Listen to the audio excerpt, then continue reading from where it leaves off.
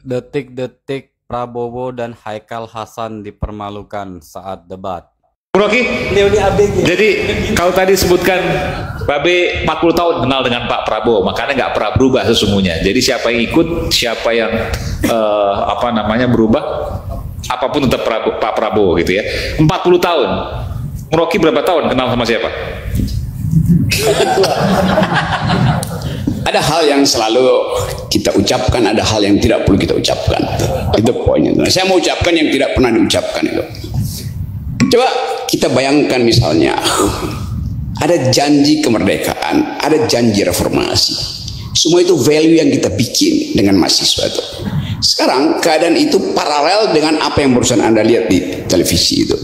Jadi kita mulai berpikir bahwa selalu ada anomali, kendati elektabilitas naik tetapi legitimasi turun tuh. Orang mempercaya mana? Elektabilitas yang dasarnya legalitas atau legitimasi yang dasarnya moral. Pada titik tertentu politik itu adalah urusan moral. Anda mau pakai kuantitatif, kalau orang bilang gua nggak percaya lu. Semua mestinya berhenti bekerja tuh. Tadi misalnya soal statistiknya tuh ada volatility, tapi kok ada yang jadi stagnan di situ. Kalau kita lihat mesin oscillating itu dak duk itu yang datar itu yang udah mati sebetulnya tuh. Jadi memang dikunci untuk dimatikan di situ dengan dalam pengertian dia mati sebagai pemenang, dikunci sebagai pemenang tuh. Jadi kita menduga bahwa ini dugaan hermeneutics bahwa di situ ada ghost in the machine. Ada iblis, ada setan, ada hantu dalam mesin. Kita sebut aja itu sebagai hantu tuh.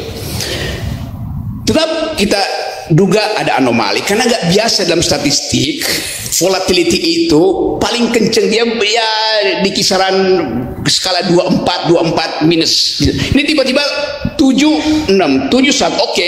Ya.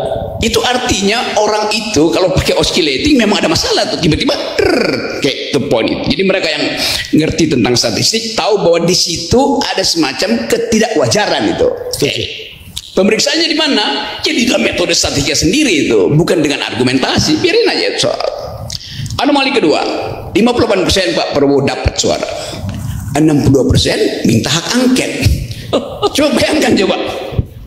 Anda percaya yang mana? Ya kita percaya 58% oke. Tapi kalau yang percaya 62% bagaimana caranya tuh? Jadi keadaan itu juga ada anomali juga di situ tuh.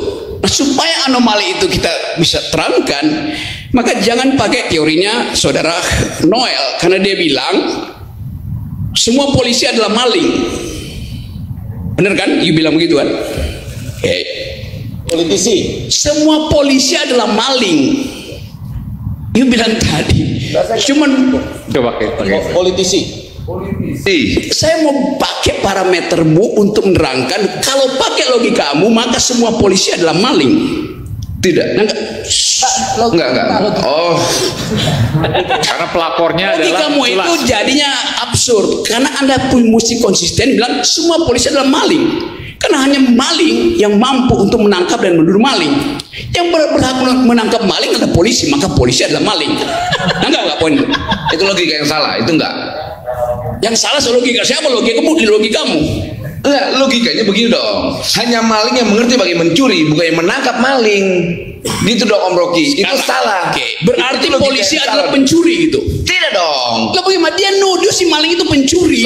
Dia menangkap itu dasar bukti.